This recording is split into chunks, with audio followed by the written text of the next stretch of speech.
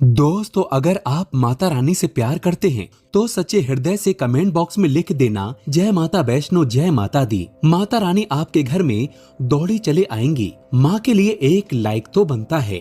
दोस्तों, हमारे हिंदू धर्म में देवी के अनेक स्वरूप कहे गए हैं, जिसमें वृक्षों को भी माँ देवी का स्वरूप कहा जाता है। तो आज मैं आप लोगों को पावन पावनी वृक्ष के बारे में बताऊंगा। नवरात्रि का पावन पर्व चल रहा है। नवरात्रि के पावन पर्व में कुछ ऐसे वृक्ष हैं जो कि देवी वृक्ष कहे गए हैं, जो देव वृक्ष कहे गए हैं। ये देवी के स्वरूप होते हैं और हमारे धर्म में पेड़ पौधों को देवी देवता मान करके हम इनकी पूजा करते हैं और हमें पूजा भी जरूर करनी चाहिए। साइंस भी कहता है पेड़ पौधे हमें फ्री में प्राण वायु प्रदान करते हैं और पेड़ पौधे हमें ऑक्सीजन देते हैं। हमारी जो कार्बन डाइऑक्साइड होती है उसे ग्रहण करके सभी प्रकार की जितनी भी नकारात्मक चीजें होती हैं उसे अपने अंदर में स्वयं सोख लेता है और हमें ताजगी प्रदान करते हैं। तो पेड़ पौधे स्वयं तेज धूप में तपते हैं, लेकिन मनुष्य को शीतल छाया प्रदान करते हैं। तो नवरात्रि के समय में कुछ ऐसे पेड़ पौधे हमारे धर्म शास्त्रों में कहे गए हैं, जिनको छूने मात्र से व्यक्ति के बंद किस्मत के ताले खुल जाते हैं, व्यक्ति का सौभाग्य चमक जाता है। हमारे शास्त्रों में पेड़ पौधों को बहुत ही गुणकारी कहा जाता है। अनेक बीमारियों को उपचार पेड़ पौधों में ही छुपा है, जड़ी बूटियों में ही छुपा है। और भगवान श्री कृष्ण ने गीता में स्वयं कहा है कि वृक्षों में मैं पीपल का वृक्ष हूँ। पीपल के वृक्ष को वृक्षों का राजा कहा जाता है, क्योंकि पीपल वृक्ष की जो आयु होती है सबसे ज्यादा होती है, सबसे अत्यधिक होती है। इसलिए भगवान श्री कृष्ण ने गीता में स्वयं कहा है कि मैं वृक्षों में पीपल का वृक्ष हूँ। तो चलिए आज मैं आप लोगों को नवरात्रि के समय में छुए जाने वाले वृक्षों के बारे में बताऊंगा। हमारे धर्म शास्त्रों में अनेक ऐसे वृक्ष हैं जो कल्याणकारी होते हैं, मंगलकारी होते हैं। अगर इस वृक्ष को छू लेते हैं तो आपकी सभी प्रकार की परेशानी है, सभी प्रकार के कष्ट हैं, सब समाप्त हो जाते हैं। खास करके नवरात्रि के समय में, नवरात्रि के समय को शक्ति का पर्व कहा जाता है, जो मनुष्य को शक्ति प्रदान करता है, सिद्धि की प्राप्ति होती है। शक्ति पर्व क्यों कहा जाता है? क्योंकि इस समय अचेत जो वस्तु होती है वो भी चेतना युक्त हो जाती है। अर्थात इस समय जो शक्ति हमारे धरती लोक में आ जाती है, नवदुर्गा को क्या बोल सकते हैं? हम शक्ति बोल सकते हैं। तो माता रानी इस धरा पर आती है, इस पृथ्वी लोक पर आती है, तो जितने भी पेड़ पौधे हैं, जीव जंतु है, चल अचल सभी प्रकार की जो वस्तु है, इन सब में प्राण आ जाते हैं, इन सब में शक्ति निहित हो जाती है, जागृत हो जाती है। तो इस समय कोई भी पेड़ पौधे को जाकर के छूते हैं, खास करके देवी स्वरूप कहे गए जो पेड़ पौधे होते हैं, अगर आप जाकर के इसे छू करके आते हैं तो आपके जीवन की परेशानी है, दुख है, तकलीफ है, कष्ट है, रोग है, परेशानी है, कलह है, कलेश है, जीवन में चल रही बहुत बड़ी समस्या है, सब समस्या समाप्त हो जाती है। आज मैं आप लोगों को 3 पौधों के बारे में बताऊंगा और ये तीनों पौधे देव वृक्ष कहे जाते हैं। वीडियो को ध्यान से देखना। अगर आज का वीडियो मिस कर दिया तो फिर सारी जिंदगी आपको पछताना पड़ेगा, क्योंकि अधूरा ज्ञान हमेशा अधूरा ही फल देगा। अधूरा ज्ञान खतरनाक साबित होता है, क्योंकि नवरात्रि ही एक ऐसा पर्व होता है, एक ऐसा समय होता है, केवल 9 दिनों के भीतर में आपको लंबी पूजा पाठ करने की जरूरत नहीं पड़ती। केवल 9 दिनों के भीतर में ही आप अपनी समस्या को, आप अपनी गरीबी को स्वयं अपनी आंखों से समाप्त होते हुए देख सकते हैं। मैं जिन वृक्षों के बारे में बता रहा हूँ, ये सारे वृक्ष आपको अपने घरों के आसपास में बहुत ही आसानी से मिल जाएंगे। वीडियो में आगे बढ़ने से पहले, जानकारी बताने से पहले, अभी तक कमेंट बॉक्स में जय माता दी नहीं लिखा है तो जय माता दी जरूर लिखना। जब आप हमारे कमेंट बॉक्स में जय माता दी लिखते हैं तो हमें भी काफी हर्ष होता है, काफी उल्लास होता है। आप हमारी वीडियो को लाइक करते हैं तो हमारा मनोबल बढ़ता है और आप सभी लोगों के लिए इस प्रकार ज्ञान भरी जो अच्छी अच्छी जानकारी होती है, हम आप सभी लोगों के लिए लेकर के आते हैं। तो अगर आप इस प्रकार की जानकारी में दिलचस्पी रखते हैं, स्माइल फैमिलीज चैनल को अगर आप सपोर्ट करना चाहते हैं तो हमारे चैनल को सब्सक्राइब कर हमारा सपोर्ट जरूर करें। हम सरल से सरल और ताकतवर उपाय बताते हैं, जो उपाय बहुत ही सरल होते हैं, बहुत ही आसान होते हैं और ये रामबाण की तरह काम करते हैं। जिस प्रकार प्रभु राम के जो बाण होते हैं अचूक होते हैं, उसी प्रकार मेरी वीडियो में बताए गए जो उपाय होते हैं अचूक होते हैं, कभी भी प्रभावहीन नहीं होते। तो वीडियो को ध्यान से देखना। कौन से ऐसे 3 वृक्ष हैं जिनको हमें छू करके नवरात्रि के समय में जरूर आना चाहिए। एक खास बात सभी दर्शकों को बताना चाहूँगा, नवरात्रि के समय में जितना ज्यादा हो सके देव वृक्ष की पूजा जरूर करना। देव वृक्ष में कई प्रकार के वृक्ष आते हैं। चलिए मैं आप लोगों को बताना चाहूँगा कौन से वृक्ष को छूने से हमारी गरीबी मिटती है। पहला जो वृक्ष है बेल का वृक्ष है। जो बेल का वृक्ष है ये वृक्ष माता पार्वती के पसीने से उत्पन्न हुआ है। स्कंद पुराण के अनुसार जो माता पार्वती है ये देवी स्वरूप कही गई है, अर्थात ये नवदुर्गा का स्वरूप कहे गए हैं। तो स्कंद पुराण की कथा में कहे गए जो बेल का वृक्ष है माता पार्वती के पसीने से उत्पन्न हुआ है। इसकी डाली में माता पार्वती, जड़ में ब्रह्म, तन में विष्णु एवं समस्त जो हिस्से हैं उसमें भगवान शंकर जी बसते हैं। संध्या काल में शिव मंदिर के समीप या नवदुर्गा मंदिर के समीप जो बेल का वृक्ष है इसके नीचे में घी का दीपक जलाने से व्यक्ति धनवान, गुणवान एवं पराक्रमी बनता है। व्यक्ति के सभी प्रकार के मनोरथ की पूर्ति होती है।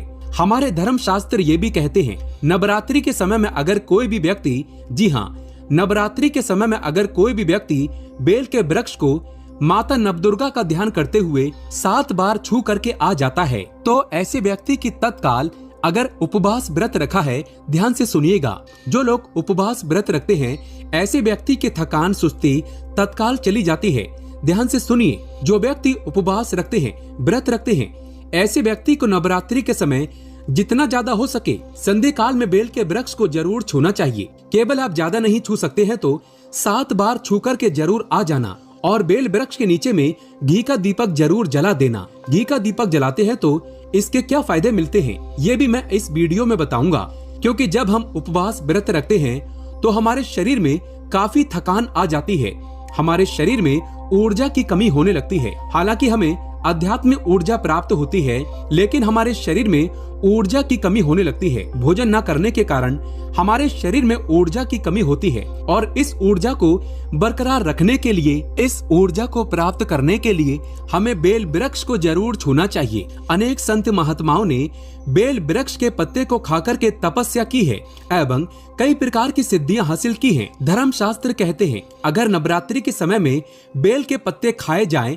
तो जो व्यक्ति लंबे समय से जो मंत्र के जाप कर रहे हैं फिर भी प्राप्ति नहीं हो पा रही है, या फिर आप ऐसे ही सिद्धि को प्राप्त कर रहे हैं जो सिद्धि आपको काफी लंबे समय से प्राप्त नहीं हो पा रही है, तो बेल के पत्ते खाने से वो सिद्धि जल्दी प्राप्त होती है। इसके नीचे घी का दीपक जलाने से हमें सिद्धि की प्राप्ति होती है। सिद्धि का मतलब होता है कार्य में सफलता। तो जो लंबे समय से आपको कार्य नहीं हो पा रहा है तो उस कार्य के लिए नवरात्रि के समय में जितने भी दिन हो सके आप जो है जब भी आपको समय मिले तो शाम के समय घी का दीपक जरूर जला देना। और अगर कोई भी व्यक्ति नवरात्रि के समय में, ध्यान से सुनिएगा, अगर कोई भी व्यक्ति नवरात्रि के समय में अगर बेल वृक्ष की जड़ में दूध चढ़ाते हैं तो सभी प्रकार के व्याधि दूर होते हैं। अगर सिंदूर युक्त गंगा जल चढ़ाते हैं तो व्यक्ति की गरीबी मिटती है। अगर तिल चढ़ाते हैं बेल वृक्ष की जड़ में तो सौभाग्य की प्राप्ति होती है। और अगर बेल वृक्ष के तीनों पत्तों में, ध्यान से सुनिएगा, त्रिदेवी कही गई जैसे कि महाकाली, महालक्ष्मी, महासरस्वती, तो अगर बेल के जो तीनों पत्ते हैं महालक्ष्मी, महाकाली, महासरस्वती के स्वरूप कहे गए हैं तो बेल के अगर तीनों पत्तों में एम, दूसरे पत्ते में हिरीम और तीसरे पत्ते में क्लीन, तो इस प्रकार बेल के तीनों पत्तों में एम, हिरीम, क्लीम लिख करके अगर माँ नवदुर्गा को सिंदूर से लिख करके चढ़ाना होता है, सिंदूर से लिख करके चढ़ाया जाए तो तत्काल उसी समय मनोकामना की पूर्ति होती है, कार्य में सफलता मिलती है। कोई लंबे समय से आपकी मनोकामना हो, आप चाहते हैं वो मनोकामना पूर्ण हो जाए तो ये उपाय अवश्य करिएगा। इसकी जड़ में, ध्यान से सुनिएगा, नवरात्रि के समय इसकी जड़ में अगर तांबे की कोई भी रिंग होती है, जिसे हम एक प्रकार की तांबे की जो धातु है ये मंगल से जुड़ी हुई होती है, तो अगर नवरात्रि के समय में इसकी जड़ में तांबे की जो रिंग होती है, अंगूठी होती है, अगर आप 4 उंगल खान करके दबा करके आ जाते हैं, नवरात्रि भर इसे दबे रहने देना है। इसके बाद अगर आप पहन लेते हैं तो वो जागृत हो जाती है, क्योंकि जो बेल के वृक्ष हैं स्वयं जागृत कहे गए हैं। नवरात्रि के समय में इसकी जो औरा होती है, उसकी जो ऊर्जा होती है अत्यधिक बढ़ जाती है। फिर अगर आप इस प्रकार की अंगूठी को पहनते हैं तो आपको कभी भी रक्त संबंधी समस्या नहीं आती है, शनि का दोष नहीं सताता, राहु की पीड़ा नहीं सताती और नवदुर्गा की कृपा से सदा आप सुरक्षित रहते हैं। ऐसे व्यक्ति की कभी भी अकाल मृत्यु नहीं होती। मैं दूसरे पौधे के बारे में जो बता रहा हूँ वो पौधे भी जान लीजिए। मैं जो दूसरे पौधे के बारे में बता रहा हूँ ये शमी का वृक्ष है। शमी के वृक्ष में स्वयं जगदम्बा का स्वरूप कहा गया है। जो शमी का वृक्ष है ये स्वयं जगदम्बा का स्वरूप है। इस पर स्वयं माँ जगदम्बा स्वयं साक्षात विराजमान रहती है।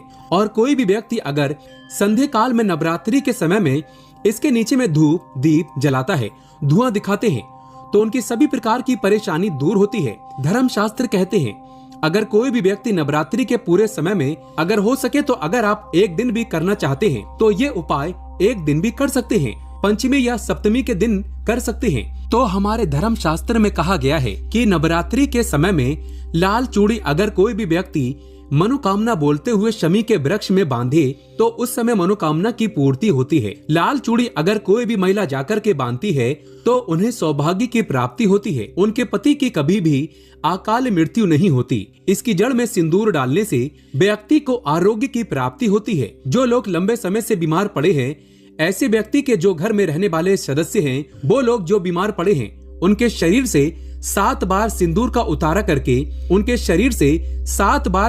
उतारा करके शमी की जड़ में डाल सकते हैं तो उनके रोग जल्दी ठीक हो जाएंगे। जो लोग लंबे समय से बीमार पड़े हैं या फिर आप बीमारी से बचना चाहते हैं, निरोग रहना चाहते हैं, तो इसकी जड़ में सिंदूर जरूर डालें। मनोकामना पूर्ति के लिए मैं एक मंत्र बता रहा हूँ। इस मंत्र को बोलते हुए शमी के वृक्ष को छूना है और तत्काल नवरात्रि के समय में इसका रिजल्ट देखना। जैसे नवरात्रि समाप्त होगी आपकी जो मनोकामना है उसकी पूर्ति हो जाएगी। आपकी जो दरिद्रता है वो दरिद्रता समाप्त हो जाएगी। तो मंत्र कौन सा है? तो आपको बोलना है मम मनोरथ पूरे मम दरिद्र नाशय। ये मंत्र आपको बोलना है। तो ये मंत्र बोलते हुए शमी के वृक्ष को छूना है। सभी प्रकार की आपकी मनोरथ की पूर्ति होगी। आपकी जो दरिद्रता है समाप्त हो जाएगी, छूमंतर हो जाएगी। ये आपको छूते हुए बोलना है। आप चाहें तो नवरात्रि के समय में मौली धागा भी शमी के वृक्ष पर बांध सकते हैं। अधिकतर लोग मौली धागा बांधते हैं। मौली धागा बांधने से माता रानी आपसे बंध जाती हैं। कहने का मतलब है कि माता रानी आजीवन आपका साथ देती हैं, आपके हर कदम पर मार्गदर्शन करती हैं। इसकी जड़ की मिट्टी ला करके ध्यान से सुनिएगा। नवरात्रि के समय में अगर आप जो है नव दुर्गा के उपवास नहीं कर पा रहे हैं, व्रत नहीं कर पा रहे हैं किसी कारणवश, तो केवल इसकी जड़ की मिट्टी लाकर के नवरात्रि के समय में स्नान करने से व्यक्ति का भाग्य उदय हो जाता है, व्यक्ति का भाग्य चमक जाता है, व्यक्ति की जो फूटी किस्मत होती है वो भी चमक जाती है। जैसे अधिकतर लोग बोलते हैं ना कि गुरुजी हमसे लक्ष्मी नाराज हो चुकी है, लक्ष्मी हमारे घर में आना ही बंद कर चुकी है। तो आप चाहते हैं कि लक्ष्मी की कृपा प्राप्त हो जाए तो नित्य नवरात्रि के समय में इसकी मिट्टी को लाकर के नवरात्रि के समय में स्नान करना शुरू कर दीजिए। नहाने वाले पानी में डालकर के करना शुरू कर दीजिए। आपके शरीर से दोष दूर हो जाएंगे। आपके शरीर से किसी भी प्रकार की पीड़ा है, नकारात्मक शक्ति आपके शरीर में प्रवेश कर गई है, वो भी समाप्त हो जाएगी। तीसरे क्रम में मैं जिस वृक्ष के बारे में बता रहा हूँ मित्रों, इस वृक्ष को देव वृक्ष भी कहा जाता है। जो तीसरा वृक्ष है वो है परिजात का वृक्ष। परिजात का वृक्ष समुद्र मंथन से उत्पन्न हुआ था और ये देवराज इंद्र के नंदन वन में स्थापित किया गया था। परिजात वृक्ष भगवान कृष्ण ने मानव जन कल्याण के लिए धरती लोक पर लाए थे। जो परिजात का वृक्ष है इसे भी लक्ष्मी का स्वरूप कहा गया है, क्योंकि माता लक्ष्मी भी समुद्र मंथन से उत्पन्न हुई है और परिजात का वृक्ष भी समुद्र मंथन से उत्पन्न हुआ। इस नाते ये माता लक्ष्मी की बहन कही जाती है। तो ऐसा माना जाता है कि कोई भी मनुष्य उनके शरीर में कितना भी ज्यादा थकान हो, कितनी भी पीड़ा हो, जैसे कि नवरात्रि का अगर आप व्रत रख रहे हैं और व्रत के दौरान अगर आपके शरीर में थकान है, पीड़ा है, तो परिजात के वृक्ष को शाम के समय में छू कर के आ जाना। आप चाहें तो नवरात्रि के किसी भी टाइम में आपको टाइम मिले उस समय में जाकर के इस वृक्ष को छू सकते हैं। इसके वृक्ष को छूते ही तत्काल शरीर से पीड़ा है, जो थकान है, सुस्ती है, कमजोरी है, समाप्त हो जाती है। यदि इस वृक्ष के नीचे में अगर नवरात्रि के समय में घी का दीपक जलाया जाए, चुटकी भर सिंदूर अगर इसकी जड़ में डाला जाए तो सभी प्रकार की मनोकामना की पूर्ति होती है। लेकिन आपको प्रार्थना जरूर करनी है कि हे परिजात वृक्ष, आप देवी स्वरूप कहे जाती हैं, आप हमारी सभी प्रकार की पीड़ा को दूर करें। ग्रह दोष है, पितृ दोष है, लक्ष्मी दोष है, इसे आप समाप्त करें। लक्ष्मी स्वयं आपकी बहन है। माता लक्ष्मी का हमारे घर में जीवन में प्रवेश हो जाए, इस प्रकार का आप हमें आशीर्वाद प्रदान करें। इस प्रकार से आप इनसे जो है मनोकामना बोल सकते हैं, मनोरथ बोल सकते हैं। ये लक्ष्मी की बहन कही गई हैं, क्योंकि समुद्र मंथन से इनका उत्पन्न हुआ है। तो अगर आप भी जल्दी धनवान बनना चाहते हैं, आपके जीवन में कोई कामना है, कोई कामना अधूरी रह गई है, तो हमने 3 वृक्षों के बारे में बताया है। इन 3 वृक्षों को नवरात्रि के समय में छूना शुरू कर सकते हैं। और अगर कोई व्यक्ति इन 3 वृक्षों को छू लेता है, ध्यान से सुनिए, अगर तीनों वृक्षों को छू लेता है तो ऐसे व्यक्ति के कार्य सफल होने से, ऐसे व्यक्ति के मनोकामना पूर्ण होने से दुनिया की कोई भी शक्ति नहीं रोक पाएगी। मनोकामना पूर्ति करने के लिए, कार्य में प्रगति प्राप्त करने के लिए, अपनी किस्मत को चमकाने के लिए, सौभाग्य को जागृत करने के लिए नवरात्रि में ये उपाय जरूर करिएगा। ये उपाय सोने पे सुहागा होता है। ये आपकी जिंदगी को संवार देंगे, आपकी जिंदगी में चल रही परेशानियों को दूर कर देंगे। तो ये जानकारी कैसी लगी हमें कमेंट सेक्शन में जरूर बताना। कमेंट बॉक्स में जय माता दी अभी तक नहीं लिखे हैं तो जय माता दी जरूर लिख दीजिए। माता रानी आप सभी दर्शकों की सभी प्रकार की मनोकामना को पूर्ण करे।